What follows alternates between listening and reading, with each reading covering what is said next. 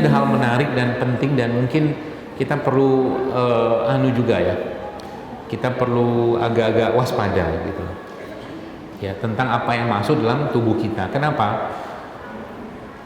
Al-Quran menjelaskan falyanzuril insanu ila ta'ami. Perhatikanlah apa yang kalian makan, kata Allah dalam Al-Quran. Anna sobabna ma'asobba. Ya, kenapa? Makanan. Ini bahasan sensitif. Ya, jadi gini, singkatnya begini. Saya cerita dengan seorang ya sahabat saya lah, ya guru lah. Dia cerita tentang satu produk makanan. Saya bilang sama dia gini, karena saya tahu produk makanan itu nggak sehat. Ya, lalu saya bilang gini sama dia, Ustaz, kalau makanan itu, saya nggak sebutin apa ya, sebutlah makanan saja. Makanan itu saya rendam dalam probiotik misalkan, karena probiotik itu punya kemampuan menyerap racun. Ya, maka di situ ada nggak probiotik? Nah, nanti kita lihat. Kalau makanan itu saya rendam dalam probiotik, kira-kira bisa kurang nggak racunnya? Saya bilang gitu sama dia. Dia bilang bisa Ustadz. Secara karakter makanan itu dia akan sama dengan makanan naturalnya, dia bilang. Kata dia gitu. Cuman ini bikin saya deg-degan. Kata dia apa? Cuman gennya makanan itu tidak berubah. Karena dari awal sudah bermasalah. Paham ya?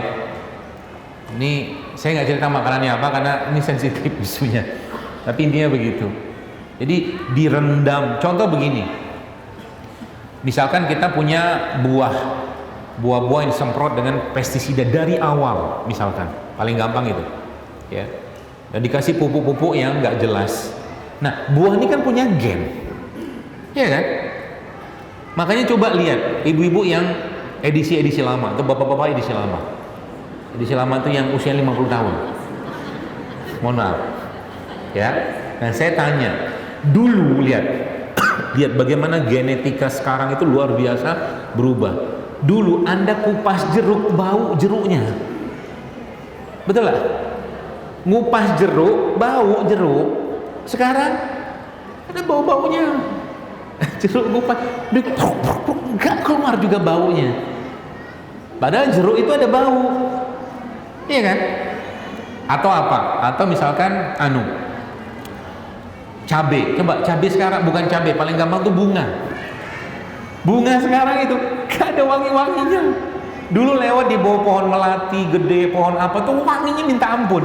Pohon tanahnya udah rusak semua. Tanah kita tuh udah rusak semua. Dan masalahnya apa? Tanah itu kan menyimpan gen. Ya, gen dari apa yang ada dimasukkan ke situ. Kalau rusak dia sintetik semua, bahkan logam berat yang makan di atas tanah itu juga rusak gennya. Gitu loh. Ya. Makanya ada satu, saya pernah cerita kemarin berapa di sebelum ini nggak salah. Seru nih ilmu ini. Cuman kalau masih ingat di mana Anda meletakkan. Kan sekarang itu ada namanya stem cell. Sel punca, sel induk, ya. Jadi kalau baru lahiran nanti kan dia punya plasenta, ari-ari itu. Nah, ari-arinya itu karena ini dia menjadi sel induk dari si bayi tadi itu disimpan, nanti suatu hari kelak digunakan untuk sesuatu kepentingan kesehatan, kan gitu. Disimpan di bank apa yang nyimpan itulah, ya, dibekuin atau apa.